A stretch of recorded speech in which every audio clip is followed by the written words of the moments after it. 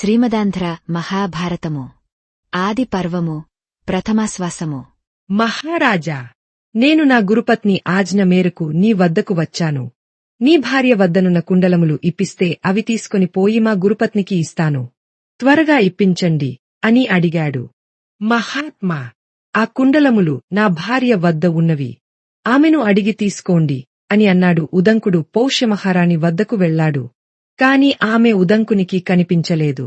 మరలా రాజు వద్దకు వచ్చి, రాజా, మహారాణి నాకు కనిపించలేదు. మీరే ఆ కుండలములు తెప్పించి ఇవ్వండి అని అడిగాడు. మహాత్మా, నా భార్య మహాపతివ్రత, చాలా పవిత్రురాలు. ఆమె అపవిత్రులకు కనపడదు అని అన్నాడు. అప్పుడు ఉదంకునికి గుర్తుకు వచ్చింది, తాను గోమయ భక్షణము చేసి ఆచమనము చేయలేదు అని. ఆ అపవిత్రత వలన రాణి తనకు కనపడలేదు అని అనుకున్నాడు. వెంటనే తూర్పు తిరిగి కాళ్లు చేతులు శుభ్రంగా కడుక్కొని ఆచమనం చేశాడు. వెంటనే పౌష్యదేవి వద్దకు వెళ్లాడు. ఆమె ఉదంకునికి కనపడింది. ఆమెను కుండలములు అడిగాడు ఉదంకుడు.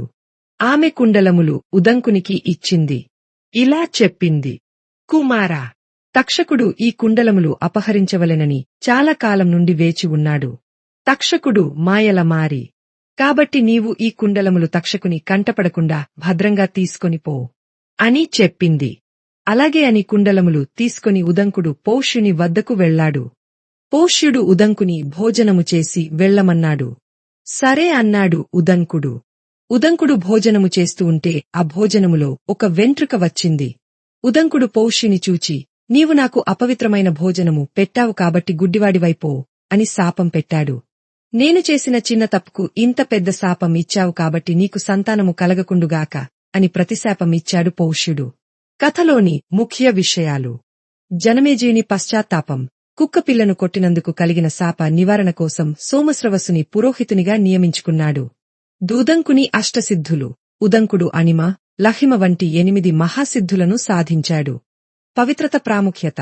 ఉదంకుడు ఆచమనం చేయని కారణం వల్ల పతివ్రత అయిన పౌష్య మహారాణి అతనికి కనిపించలేదు. తక్షకుని భయం.